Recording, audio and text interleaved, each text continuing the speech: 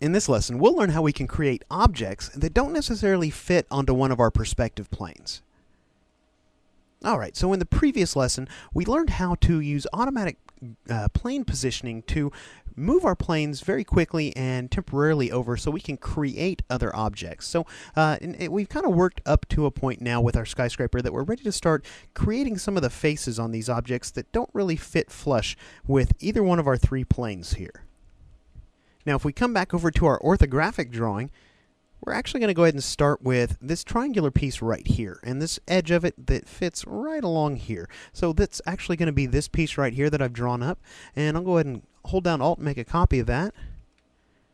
And let's just drag that over here into position. So the first thing we need to do is figure out how we need to place this into perspective to start with. So I think that if we place it on this right grid plane, we'll at least get part of this shape in the right position. So let's go ahead and grab our perspective selection tool and snap that in where the bottom left corner of this shape sits right on our origin. And again, we can double check that by coming up here, selecting that spot on our reference point, and then checking the XY coordinates.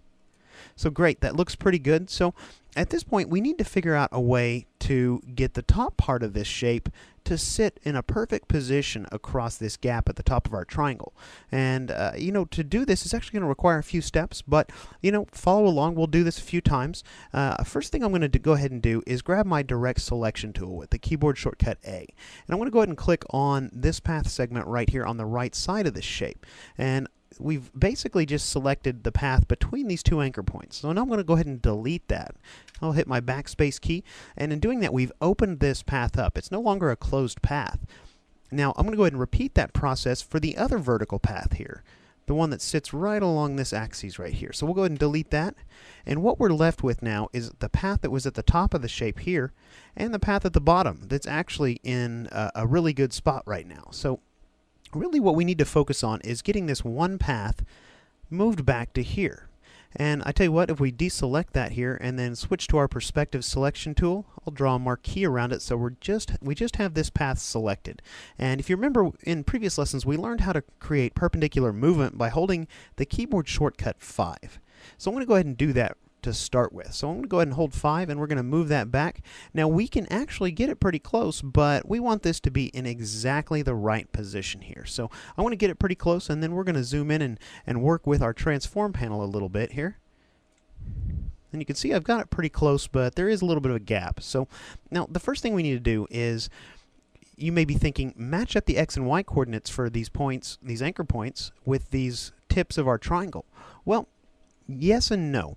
Yes, we need to do that, but no, that's not the first thing we need to do. The first thing we need to do is check and see which perspective plane each of these objects lives on. Remember, this object right here lives on our right perspective plane. Well, these objects right here, these live on the left perspective plane. So we need to actually figure out a way to move this object over so we can read the coordinates as they're living on the same plane. So I'm going to go ahead and right-click on this path, and I'm going to choose Perspective. And then there's this Release with Perspective option right here. Now, we can also access this option through our Object menu and under Perspective, and then Release with Perspective. So let's go ahead and select that here, and that's going to break the relationship between this path and this right grid perspective plane. So now that we've done that, we can come over and select the left grid perspective plane, right-click on our path again, and now there's a new option available to us. There is the Attach to Active Plane option. So let's go ahead and select that, and we'll attach that to the left perspective grid. Staying with me so far? Well, don't worry, we'll actually do this one more time in this lesson. So I tell you what, now we need to figure out the X and Y coordinates here. So looking at this object here, we'll click on that and take a look at those coordinates up here. Alright, so we can see here the X coordinate is minus 86.93. Let me copy that. Let's come over here and click on our path and our path only, and we'll come over and select that same anchor point, and let's paste in that value and hit enter. Alright, so we've just matched that path up with the exact top of those two triangles. So that's exactly what we wanted to do. So let's go ahead and select our path now, and then switch to our pen tool with the keyboard shortcut P, and we're going to recreate this object simply by clicking on this anchor point here when we have that little slash next to our pen tool. It's going to extend this path, And we'll come down here and we'll next click on one of the anchor points for this path that lives at the bottom.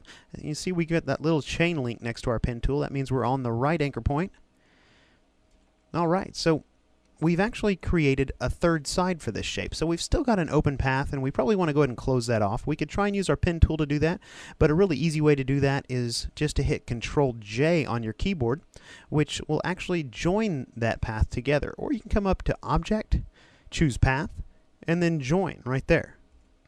And you can see here, based on that little blue line, that we've actually closed this path off, and thus finished creating the top face of this triangle that, while it doesn't appear to live on either one of these perspective planes, we know that it is assigned to this left perspective grid. So I tell you what, let's go ahead and repeat this process here for our next face, this face of our middle protrusion. So we'll come over here and let's go ahead and select this piece right here.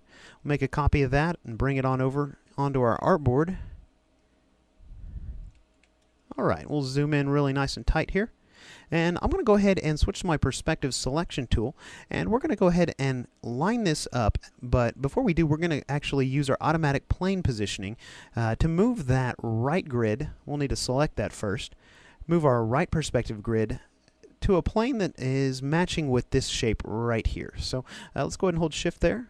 Move that on over, and now we can go ahead and bring this shape into perspective. Now it's going to try and snap to our perspective grid here, so we might not be able to get that exactly lined up. So let's just go ahead and let it snap to the grid, and then we can use our transform panel to reposition it. So what we'll need to do is come down here, and let's just go ahead and deselect our object for now, and we'll go ahead and click on this face right here. Let's see if we can't figure out what the actual coordinates of this shape are. So that tooltip right there is saying the y coordinates are 280, 15. Let's go ahead and select this shape and see if we can't move that down to 280, 15. That seems like an awful big jump, but we'll try it out. And yeah, that looks like it's a little too far. Something wasn't quite right about that. So let's go ahead and deselect that, zoom out a little bit, make sure everything looks good on our grid. And let's go ahead and select. Yeah, it looks like we have the bottom left-hand corner selected. Let's go ahead and select that top left-hand corner. There's our true y coordinate is 295.6. We'll copy that. And let's go ahead and close that up and select this object. Select that bottom left-hand corner and paste in our destination. So there we go. We get those two objects to snap together. Now we're ready to come up here and handle this top part. So if you remember, according to the last shape, the first thing we did was come in and actually delete the sides of our shape. So let's come in here and select the path segment, hit backspace there. We'll select this segment and hit backspace there. And I tell you what, let's go ahead and bring these to the front by hitting Control-Shift, close bracket. Make sure we're easily able to reconnect them when we need to. And I want to go ahead and deselect those and use my perspective selection tool to draw a marquee around this one here. And we'll hold down 5 to use to be able to move that back perpendicular. And we'll get that pretty close here. Alright, so now we're ready to go ahead and move this over to this left grid plane. So we'll go ahead and right click and release it. And select the left grid plane and right click and attach to active plane. So we've attached that to the same plane that these live on here, these triangle pieces anyways. And I tell you what, let's go ahead and mouse over and see what the coordinate is of that. We've got an x coordinate of minus 159.06. And let's see here. The x coordinate of our path is actually pretty close. So let's go ahead and match those up. I believe we had 159.06 here. So we'll go ahead and just change this value here, moving that back just a little bit further, and that's in the proper position. So we're ready to go ahead and grab our pen tool and recreate this shape. Come down here and link that up to the path at the bottom here, and I'll tell you what, let's go ahead and just reselect this entire shape and hit Control-J. Alright, so we've created the top of our second protrusion here, and it is in the right position here. I'm going to do this several more times. I'll go ahead and do it one more time really quickly for you in this lesson just to create this last shape, but we've got plenty of other opportunities for the main body here in the next lesson. So let's come over here one more time. Doing this very quickly now. We'll go ahead and grab this shape and copy it.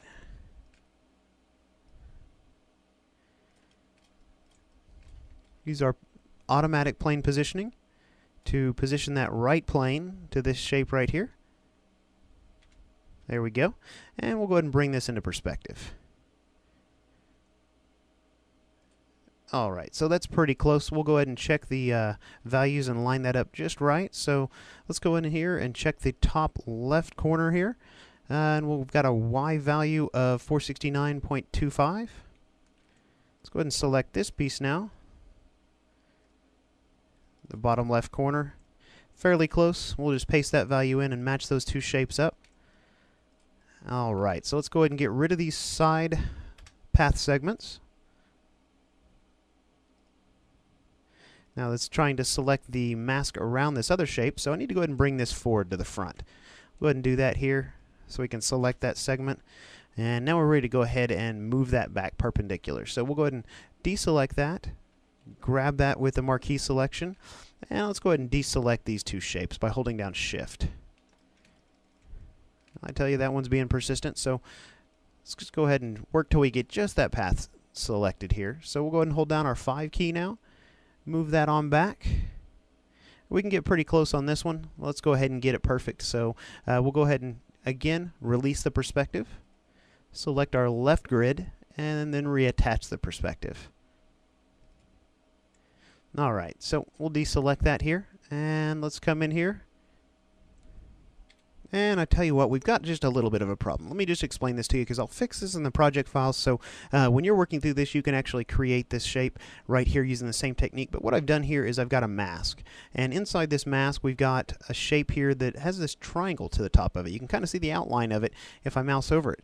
So this shape actually exists, so there's not a true anchor point right here for me to take the coordinates off of.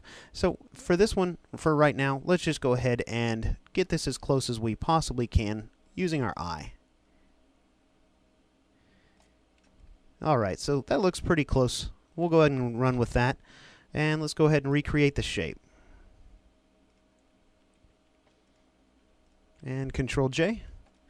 And alright, we've created those 3 faces for our protrusions on our skyscraper, and we're ready to kind of work our way over into the middle here. So in the next lesson, we'll pick up where we're leaving off here, and we'll continue to build this skyscraper.